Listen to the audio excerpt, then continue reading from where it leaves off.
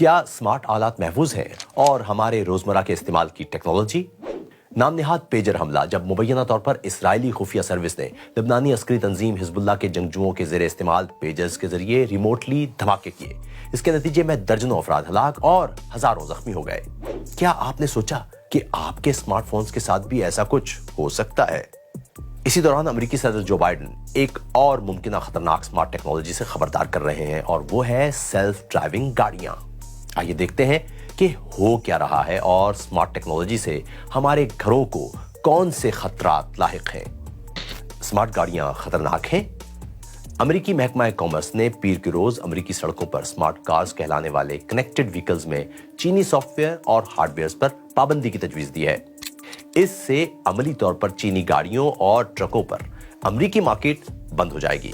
اس قانون کے تحت دیگر ممالک کے کارساز اداروں کو بھی پابند بنایا جائے گا کہ امریکہ میں فروخت کے لیے وہ گاڑیوں سے چینی ٹیکنالوجی ختم کریں۔ بائیڈن انتظامیہ کا کہنا ہے کہ یہ قومی سلامتی کا مسئلہ ہے۔ خدشہ ہے کہ چین سمارٹ گاڑیوں کے ذریعے ڈیٹا جمع کر سکتا ہے، یعنی دوسرے لفظوں میں ان کنیکٹڈ گاڑیوں کا استعمال کر کے امریکہ کی جاسوسی کی جا سکتی ہے۔ یہ بات درست ہے کہ اسمارٹ گاڑیاں بہت سا حساس ڈیٹا جمع کر سکتی ہیں اور نقصان پہنچا سکتی ہیں۔ نجی ڈیٹا کا حصول۔ اگر ایک کار سسٹم وائس اسسٹنٹ کا حامل ہے تو ہیکرز یا دیگر کنٹرولنگ سافٹ ویئر گاڑی میں گفتگو سن سکتے ہیں۔ یہ نظام گاڑی کے کیمروں تک بھی رسائی حاصل کر سکتا ہے۔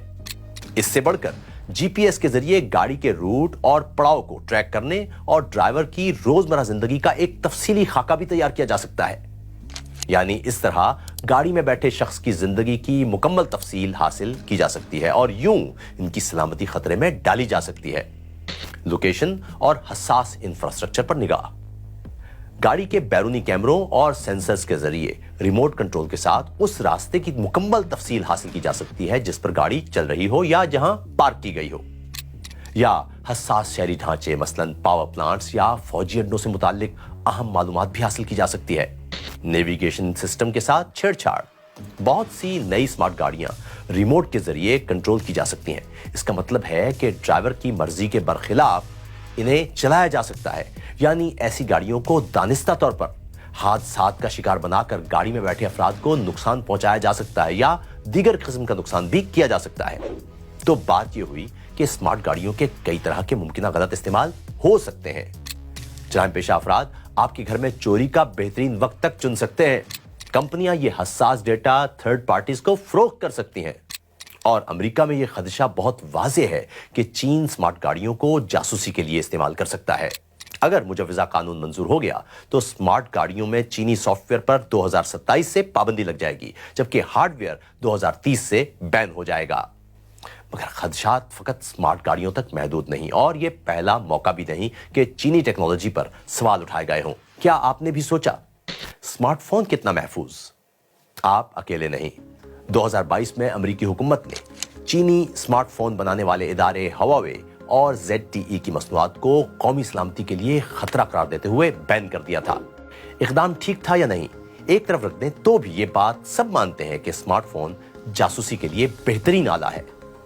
یہ فقط فون کالز اور چیٹ کا معاملہ نہیں، آپ کے فون تک مکمل رسائی حتیٰ کہ بینک اور ہیلتھ ڈیٹا تک کا حصول ہے۔ ظاہر ہے کرمنلز آپ کے اسمارٹ فونز کو کسی مہلک ہتھیار میں نہیں بدل سکتے۔ پیجر دھماکوں کے بعد تاہم آن لائن یہ بحث جاری ہے کہ آیا اسمارٹ فونز میں بھی ریموٹلی دھماکے کیے جا سکتے ہیں؟ مگر لبنان میں پیجرز کو باقاعدہ طور پر تبدیل کیا گیا تھا اور ان کے اندر دھماکہ خیز مواد نصب تھا۔